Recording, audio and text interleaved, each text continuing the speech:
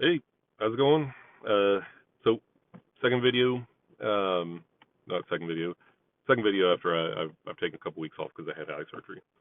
Um, but so the thesis for this video is, I think in the future, we're all to some extent going to have to be self-employed. Um, I'm towards the back half of my career, and actually have a pretty good job that's working in cybersecurity. That's kind of still pretty important. Maybe AI take it over. I hope it does. But uh, like I said, I think if you're in high school or if you're in like even kind of early in your career or mid-career, I think at some point we're all going to have to be self-employed. If you haven't noticed, like with all the people getting laid off from the um, government jobs probably never should have been. Uh, the government should never like be hiring as many people as it did. It should be as lean and mean as possible because like it's there because of our taxes. Uh, and I don't know about you, I'm paying a heck of a lot of taxes, and it really bugs me when I see some of these contracts and stuff that the like the Doge, whether I don't know whether that's the department or the official department or not, but when they find some of that waste, fraud, and abuse, it really kind of makes me mad because I pay a butt ton of money and I don't qualify. I don't qualify for any grants, or my daughter, my youngest daughter, doesn't qualify for any grants because I make too much money. So I'd have like I'm bankrolling her career, not career, her school. But it's only because I can, and she's going to junior college, so it's not like $100,000 a year or whatever the crazy stuff people are paying for these days. Um, yeah. So if you're uh, if you want to go to college, there's only a handful of degrees that are probably actually worth it. If you want to be a doctor, college is well, one, it's a required, but it's also probably worth it. If you want to be a lawyer, I think it's you still have to have a degree to pass the bar exam. So unfortunately, it's required. Um, Tech, like, is kind of a finicky one. I think it really has kind of switched. It used to be almost a guarantee, but a pretty high probability that if you went into school for computer science or computer engineering or software development, stuff like that, there was a high probability that you were going to have a pretty good career that actually pays you money. Today, it seems like the tech companies are hell bent on having not be like just not even paying a living wage. Uh, I've heard of stories of people getting offered jobs like software development in California for like 60 a year, 70 a year. Like you can live off that. You can't get a an apartment and like a car. Like say if your job was in LA, you can't live in LA off 60,000 a year um, and be close enough to like your job. Like you would have to somehow luck into an apartment and either walk, but then that's only luck, and those apartments are probably really expensive, and that's going to take half, if not more, if not more than your money, or you have to live farther away, and then you buy a car, which they're also crazy expensive, and insurance, which is my insurance has gone up every year for the last while, and not even a small amount, like we're almost double digits every year, and I've not gotten a speeding ticket, I've not gotten in a wreck, and it just goes up and up and up. Uh, so like you can't really rely on big businesses and corporations or corporate tech jobs anymore for that kind of standard of living. Um, if you wanted to do accounting, you could. That's probably actually worth it because you can take that accounting job and after having put maybe a couple years in working at an accounting firm or something like that, get your CPA, and now you can actually go out on your own and create a business doing people's taxes. That's self-employed.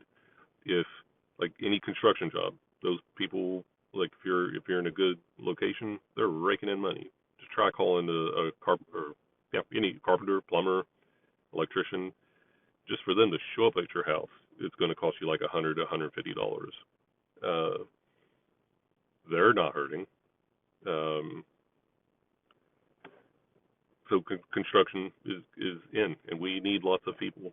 I have a whole list here, but I'm not going to necessarily read it off. Kind of just use your imagination. Just look on the internet. That there's pressure washing. You can have your own business. Window washing. There's someone making six figures window washing because nobody wants to do it. But yeah, pressure washing, window washing, any of the skilled trades, carpenter, electrician, plumber, HVAC, you can have your own business doing that. You can be a handyman, do stuff like that, landscaping, pet sitting, a little bit, kind of weirder, but you could do pet sitting, pet walking, house sitting. If you're really good at makeup or photography, you can turn that into a business.